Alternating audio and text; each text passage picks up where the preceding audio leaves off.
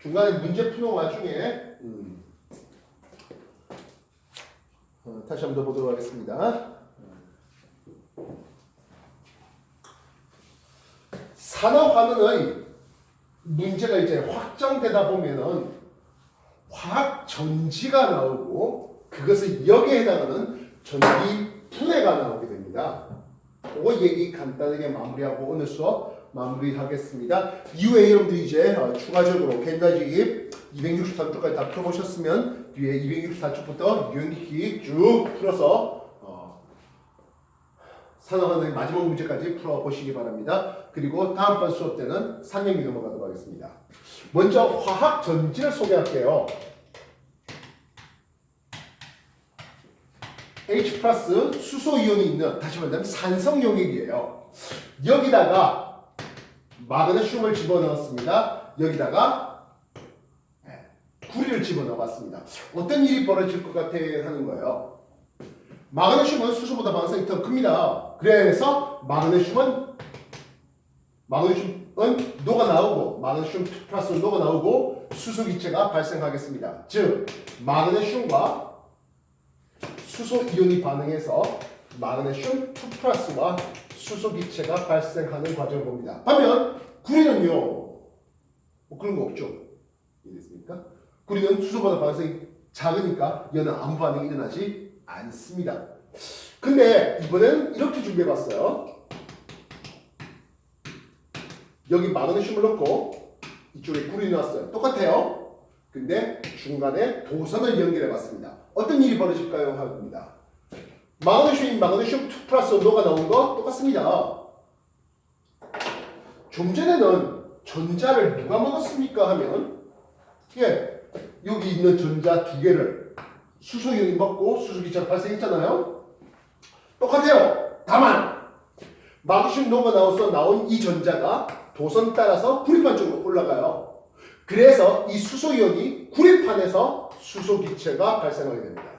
즉 마그네슘 2 플러스 되는 거 맞아요. 수소이온이 전자 먹고 수소기체 되는 거 맞아요. 근데 산화환원이 동시에 한쪽에서 일어났다면, 여기는 산화환원이 동시에 일어나는데 산화되는 장소와 환원되는 장소가 따로따로네요. 산화된 장소에서 나온 전자가 환원되는 장소로 이동을 하네요. 전자 이동이 있었어요. 전자가 나오는 쪽이 어디였습니까? 하면 마그네슘판이에요. 건전지에서 전자가 나오는 마이너스 극의 역할을 한 게 바로 마그네슘판이었습니다. 반면 구리판은 그 전자가 들어오는 플러스 극의 역할을 했습니다. 그래서 여기에 만약에 전구가 있었다면, 뭐 꼭 전구 아니라도 전동기, 모터 같은 것들이 있었다면 하겠습니다. 불 반짝했겠네요. 전자 이동이 있었으니까 그 전자의 움직임을 전기기로 이용할 수 있었습니다. 전기 모터면 전기 모터가 돌아갔을 거고, 뭐 LED면 불이 반짝했겠다는 이런 얘기들을 해줄 수 있겠죠. 그래서 화학 전지는 화학 에너지가 전기 에너지로 전환되는 과정을 보겠습니다. 이 전기 에너지는 나중에 뭐 전등이면 빛 에너지로 바뀔 것이겠고, 뭐 스피커가 있었다면 소리 에너지로 바뀌는 것을 볼 수 있겠죠. 전열기가 있었다면 뭐 열 에너지로 나왔을 것입니다. 이해됐습니까? 그래서 화학전지에서 마이너스 극이 하는 역할, 전자가 나오는 역할, 반응성이 더 큰 금속이 전자를 매겨주는 역할을 해주겠어요. 이런 전지를 볼타 전지라는 이름을 쓰겠습니다. 이후에 확정된 다니엘 전지라든지 그런 전지에 대해서는 또 다음번 실전 이제 화학 2로 넘어가는 개념이 되는 거예요. 지금 여러분들은 화학 1 수준 또는 그보다 또 못한 수준에서 좀 소개되고 있는 것들입니다. 정리 다시 한번 해볼까요?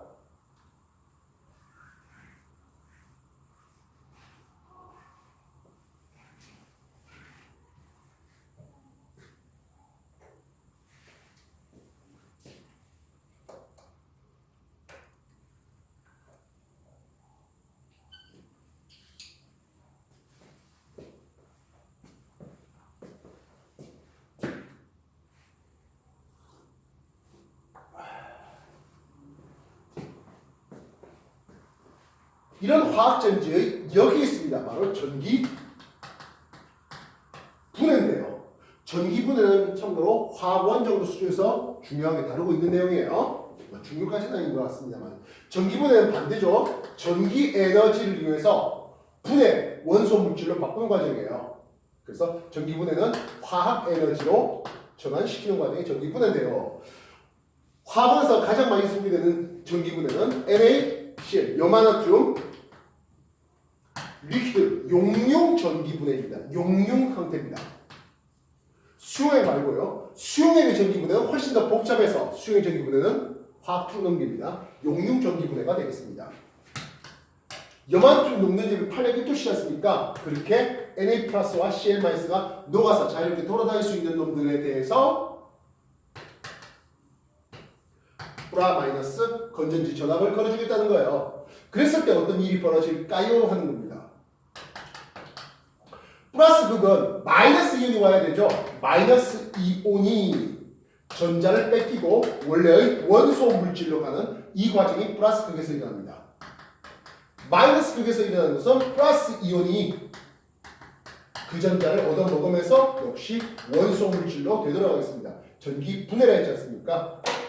그래서 누구이니 하네요. 마이너스 이온이면 Cl-겠군요. Cl-가 플러스 극 쪽으로 이동하겠습니다.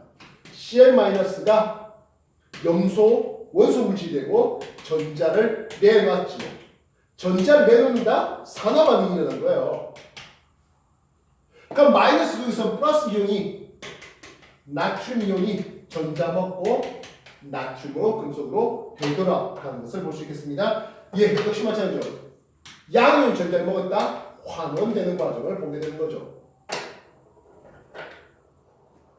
화학 전지에서는요, 마이너스 극은 전자를 넣는 산화 반응이 일어났다면 전기분해에서 마이너스 극에서는 환원 반응이 일어나는 거예요.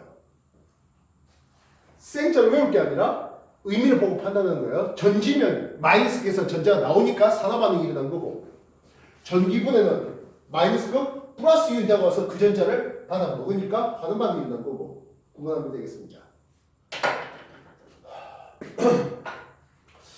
여기서 보면 염소가 나올 때는 전자 2개 관여 있네요. 나트륨 1 플러스 되니까 1개 관여예요. 그래서 개수 맞춰서 2개 쓰는.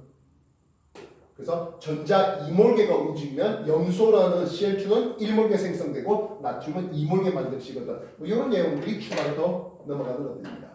만약 염화 마그네슘을 쓰면 마그네슘 2 플러스가 전자 2개를 먹고 마그네슘 2 플러스 마그네슘 1개가 나왔겠지요. 그런 개수만 됩니다.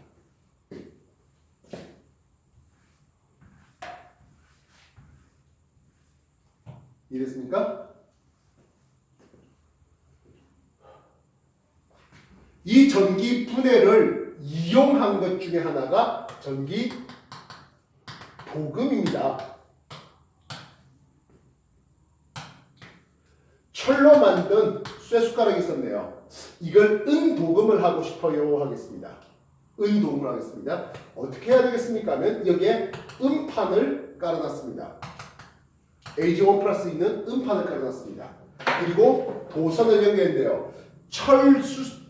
쇠숟가락을 은도금하려고 했잖아요. 플러스 이온이 다가와야 되니까 여기에 마이너스 극을, 그리고 금속 음판에는 플러스 극이 연결되는 이런 그림이 소개되겠습니다.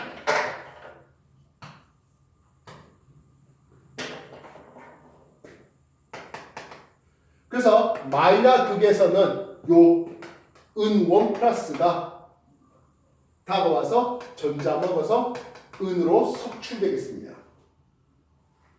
그럼 플라 극에서는 어떤 일이 벌어지겠습니까? 예, 은판이 Ag1 플러스가 되어서 녹아 나오죠. 음파에서 녹아 나온 은이온이 철 숟가락에 도금이 되는 과정을 볼 수가 있는 겁니다. 이해됐어요? 그래서 은노가 나오고 은 달라붙고 이렇게 말입니다. 그래서 화학연질을 이용해서 은 도금을 하는 거죠. 필요하다면 전자 1몰개가 지나가면 은 1몰개의 질량, 은 원자는 108g이 도금될 수 있습니다.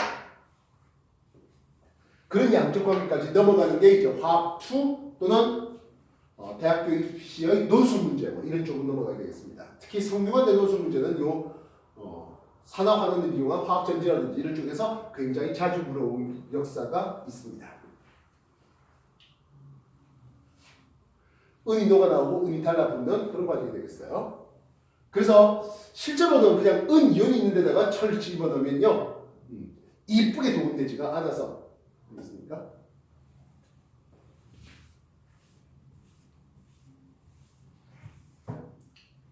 마지막 용어 하나를 정리할게요. 조동. 동은 구리를 얘기합니다. 이게 구리동자가 되는데요. 앞에 조자는 거칠다, 조악하다, 불순물이 많다는 뜻이에요. 즉 구리를 산출했는데 여기에 구리 말고도 구리보다 반성이 더 큰 철이라든지 구리보다 반성이 모자란 금이라든지 이런 것들이 같이 있어요. 그래서 이거를 순수한 구리만 모으고 싶어요라고 하는 과정이 되는 거죠. 흔히 조동의 정련 또는 재련이라는 이름을 쓰는데요. 순수 구리로 모으고 싶답니다. 그때 어떻게 했습니까? 하네요. 순수 구리가 있는 판때기는 마이너스에 걸어놨습니다. 그리고 구리 2 플러스 이온이 있는 용액을 담궈놨습니다. 은을 도금하기 위해서 은 1 플러스가 있는 용액을 준비했던 것과 크게 안 다르네요. 그러면 이 마이너스 극에서는 어떤 일이 벌어집니까? 구리 2 플러스가 전자 2개 먹고 구리로 석출되는, 다시 보면 이쪽에 구리가 계속 달라붙는 일이 벌어지게 됩니다. 대신 플라 극에서는 어떤 일이 벌어집니까? 하네요. 구리가 구리 2 플러스 온도가 나옵니다. 근데 구리보다 반응이 더 큰 금속이 있었잖아요. 철 2 플러스도 녹아 나와요. 철 2 플러스는 여기에 안 달라붙어요. 그래서 만약에 구리가 없었다면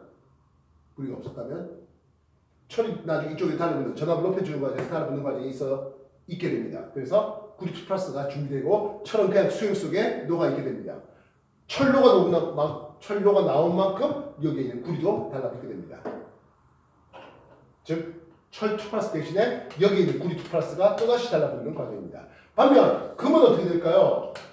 밑에 찌꺼기로 남겠다는 거예요. 이해됐어요?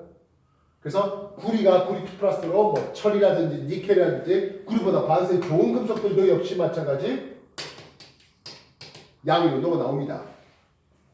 철보다 반성이 모자란 놈들은 이 금속 찌꺼기로 남을 거예요. 알겠습니까? 뭐 마지막 찌꺼기였지만 금, 은 이런 비금속들이 있으니까 나중에 이것들 또다시 가서 재사용해야 되겠죠. 이런 일들이 벌어지게 된 거죠. 자, 오늘 산화환원하면서 산화환원의 응용편을 좀 소개하면서 굉장히 복잡한 어려운 뭐 이런 것들도 많이 소개됐는데요. 뭐 어쨌든 기본적으로 전자를 잃어주냐 얻어주냐 산화냐 환원냐 그런 것들을 의미를 부여해야 되겠습니다. 특히 금속의 산화환은 금속의 반응성 순서를 통해서 조동의 재료라든지 또는 부금의 입장까지도 공부를 해봐야 되겠네요.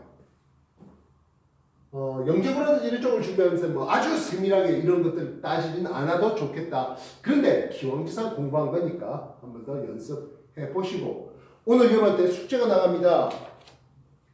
산화환원의 끝자락까지 풀어보시면 되는데요. 277쪽까지 풀어보시면 될 것 같습니다. 말했지만 278쪽부터 나오는 거는 또 3년 기간 나겠고 또 다음번 우리 수업할 때 소개하도록 하겠습니다. 마치죠. 복습 꼭 해주십시오. 하세요.